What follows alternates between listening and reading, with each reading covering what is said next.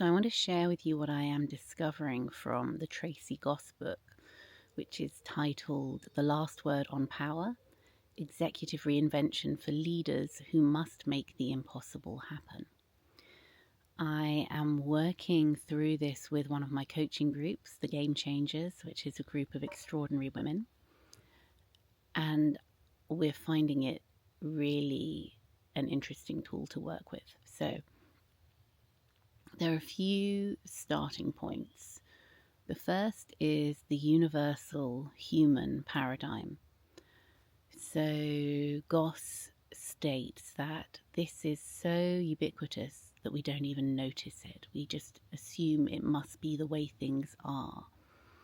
It's the lens through which all human beings see the world, through our culture, through our societies.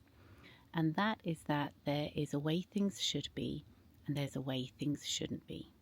So that's part one of the universal human paradigm. Part two is that there are limits on what is possible. So what she goes on to do is to offer an alternative to those two parts of the universal human paradigm. The first part of the alternative is discovering your winning strategy. So your winning strategy, you probably consider it to be a fixed personality. It's just who you are. When you say things like, oh, I'm just not that kind of person, or that's just the way I am. So that concept of a fixed personality that teachers like Steve Chandler also challenge. Your winning strategy determines what you do, what you don't do, and how you do it. It determines the game you play in life. So the first step is to become aware of it. There are three parts to the winning strategy. The first one is what you listen for. So in any conversation, in any experience you have, subconsciously you are listening for a particular aspect of information. The second part of the winning strategy goes so as to act by. So as to act by. So this is your behavior. After you have listened, you behave in a certain way. And the last part is in order to. So this is your grand plan, your survival strategy, your way of accumulating power in one form or another. So let's break that down. The first part, what you listen for, is always in the form of a question. So I might listen for, what's the full story here? Or I might listen for, what does that person need? Or I might listen for, how does this tie in with what I already know? Or I might listen for, how can I use this? So those are some examples of the first question. So as to act by is always a doing word. So as to act by fixing it. So as to act by solving the problem before it arises. So as to act by obviously meeting their needs. So that's the second part.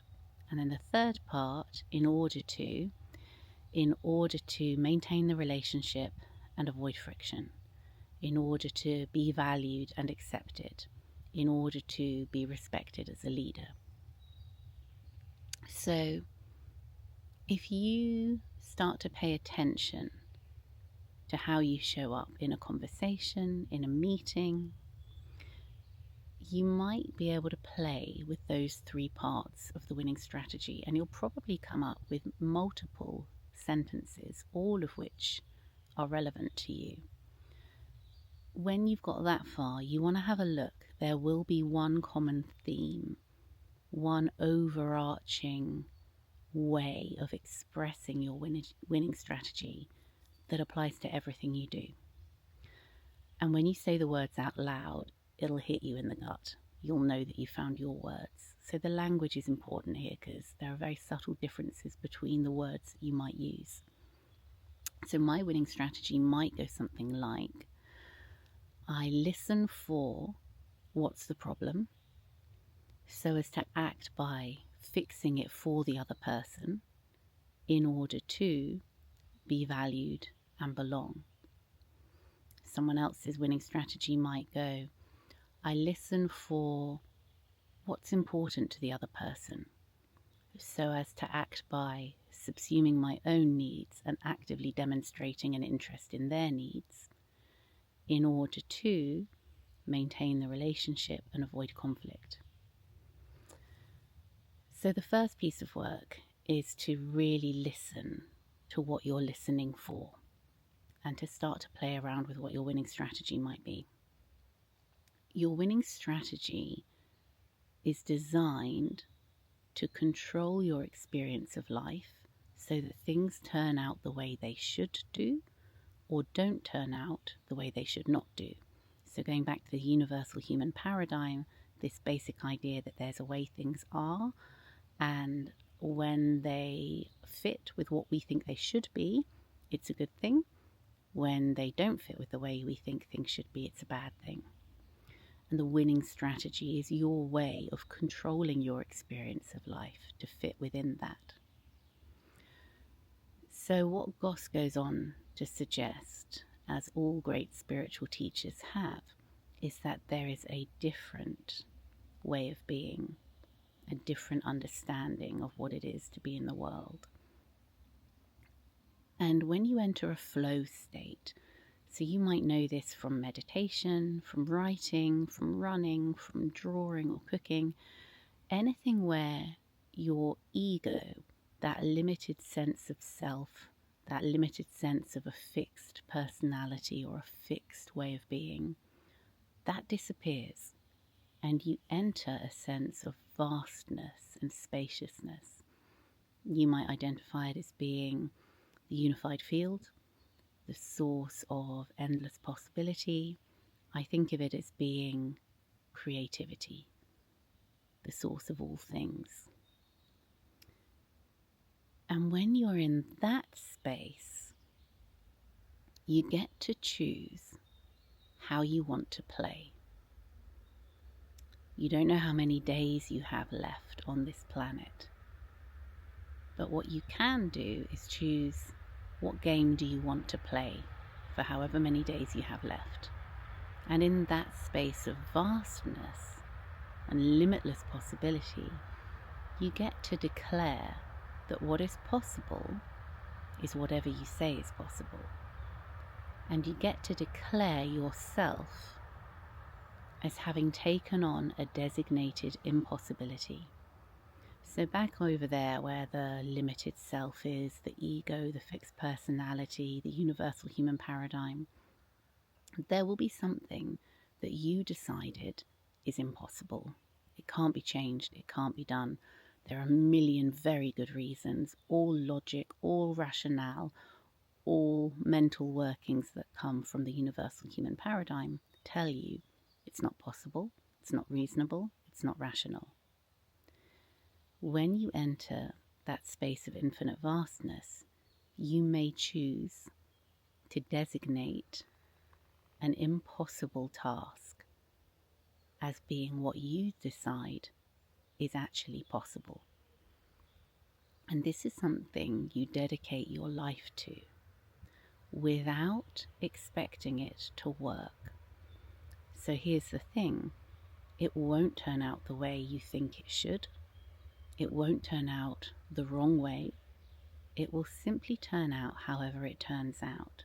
So remember here, we're away from that universal human paradigm of thinking there's a way things should or shouldn't be. And when you're away from that, there is no failure. Nothing is personal. Nothing is being identified with. There is simply you taking an action, noticing what happens, and then asking what's missing and what's my next step. You might also ask, what would I love to create now? So no matter what happens, whether the old way of being would declare it good or bad, the way it should or shouldn't have turned out, is irrelevant. There's simply you taking an action, observing what happens, and then asking the question, what's missing and what's my next step, in order to bring your designated impossibility into your lived experience. So that is what I am playing with my game changers. And what I noticed the first time I mentioned it to them was this sense of openness, of a weight being lifted off their shoulders. There was a real yearning in all of them to experience that flow state on a regular basis, to live from that place where things are not personalized, where things are taken without judgment, and there is pure creation unfolding, and that they get to play however they want. They get to put whatever they want on the canvas of their life with no guarantee of how it will turn out. But in the process of doing that, they get to be their natural state, the limitless creator. And that is a gift that cannot be paralleled by any material gain. So that is what we are working on at the moment.